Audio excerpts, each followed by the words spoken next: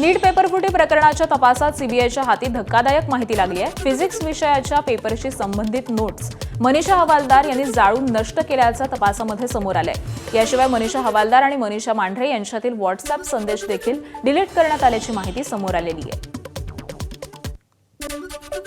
धाराशिवमध्ये नीटच्या पेपरनंतर आणि निकाल लागायच्या आधीच विद्यार्थ्यांच्या अभिनंदनाचे बॅनर लागलेले आहेत। खासगी क्लास चालकाकडून हे बॅनर लावत एमबीबीएस विद्यार्थी पात्र ठरतील असा दावा केल्याचं आदर्श शिक्षण प्रसारक मंडळ अध्यक्ष सुधीर पाटील यांनी म्हटलंय।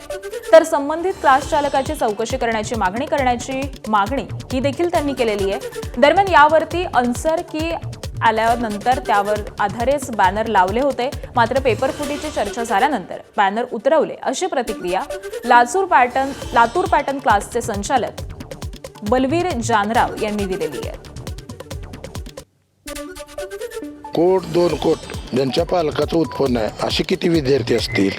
मी त्यांना विचारलं, आपल्याला पालक शिकवायचे नाहीत, आपल्याला विद्यार्थी शिकवायचे आहेत। बौद्धिक क्षमतेनं आपले जे 400-500 विद्यार्थी आहेत त्यांना आपण नाही सर, त्याला आपण एक वेगळ्या पद्धतीनं कोचिंग देऊ आणि त्याला 100% सक्सेसचा रेट देऊ।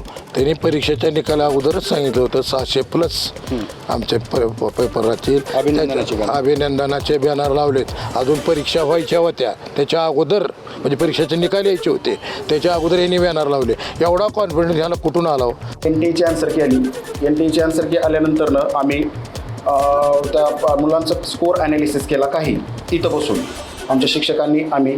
त्याच्यानंतरनं मग 600च्या पुढे काय मुलं चालली होती, 600च्या मुलं पुढे चालल्यावर आम्ही ते इथं लावले बॅनर। सर आन्सर की आल्यानंतर बॅनर लावले, हे तुम्ही एकदा इन्क्वायरी करा पूर्ण। आन्सर की आल्यानंतरच बॅनर लावले आणि संशय व्यक्त केल्यावर बॅनर की काढलेले नाही, त्याच्यानंतर 5-6-8 दिवसांनी काढलेले आहेत। सर